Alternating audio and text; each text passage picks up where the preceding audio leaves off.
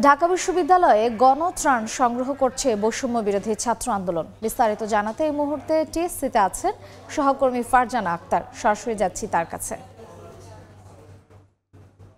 বন্যা দুর্গত এলাকার মানুষদের সহায়তার জন্য বৈষম্য বিরোধী ছাত্র আন্দোলনের যে গণত্রাণ কর্মসূচি, সেই কর্মসূচি কিন্তু গত কয়েকদিনের মতো আজও চলছে এবং আমরা সকাল থেকে দেখছি যে এখানে শিক্ষার্থীরা যে গণত্রাণ আসছে টিএসসিতে সেটি গ্রহণ করছে এবং শুধু টিএসসি না, ঢাকা বিশ্ববিদ্যালয়ের যে ডাকসু এবং খেলার মাঠ রয়েছে সেই জায়গাগুলোতেও কিন্তু ত্রাণ আসছে এবং গত কয়েকদিনে আমরা যেমনটি দেখেছিলাম যে টিএসসিতে কানায় কানায় পূর্ণ হয়ে গিয়েছিল ত্রাণ, সেই ত্রাণগুলো তারা নির্দিষ্ট জায়গায় পৌঁছে দিয়েছে। এরপর এখানে কিছু জায়গা খালি হয়ে গিয়েছে এবং সেই জায়গাগুলোতে কিন্তু এখন আবার ত্রাণ সংগ্রহ করা হচ্ছে এবং আমরা সকাল থেকে দেখেছি যে বিভিন্ন প্রতিষ্ঠান থেকে, কেউ ব্যক্তিগত পর্যায়ে, কেউ স্কুল কলেজ থেকে শিক্ষার্থীরা এসে যে যার সামর্থ্য অনুযায়ী এখানে ত্রাণ দিচ্ছেন। কেউ টাকা দিচ্ছেন, কেউ শুকনো খাবার দিচ্ছেন, কেউ স্যালাইন দিচ্ছেন, কেউ বা আবার ওষুধ দিচ্ছেন। অর্থাৎ বন্যা দুর্গত এলাকায় মানুষদের বেঁচে থাকার জন্য প্রাথমিকভাবে যেই প্রয়োজনীয় জিনিসগুলো রয়েছে সেগুলো কিন্তু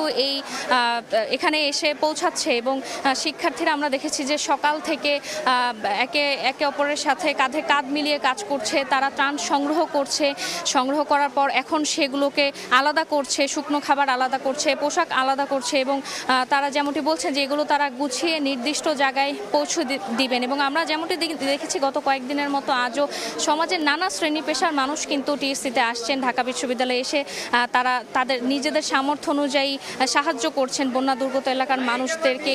এই বৈষম্য বিরোধী ছাত্র আন্দোলনের শিক্ষার্থীদের মাধ্যমে কেউ টাকা দিচ্ছেন, কেউ বা পোশাক দিচ্ছেন, কেউ ওষুধ দিচ্ছেন এবং এখানের যারা শিক্ষার্থীরা রয়েছেন তারা যেমনটি বলছেন যে এই ত্রাণগুলো তারা যখন পৌঁছে দিবে বা যারা স্বেচ্ছাসেবী আছেন তারা যাতে বন্যা দুর্গত যে এলাকাগুলো রয়েছে সব এলাকায় যাতে পৌঁছে যায়। কারণ আমরা কিন্তু কয়েকটি জায়গা থেকে এমনটি অভিযোগ পেয়েছিলাম যে তারা এখনও ত্রাণ পায়নি এবং শিক্ষার্থীরা বলছে প্রতিটি জায়গায় যাতে এই ত্রাণ দেওয়া নিশ্চিত করা হয়। তো এই ছিল টিএসসি থেকে আমার কাছে সব শেষ। সরাসরি ছিলাম ঢাকা বিশ্ববিদ্যালয় টিএসসিতে।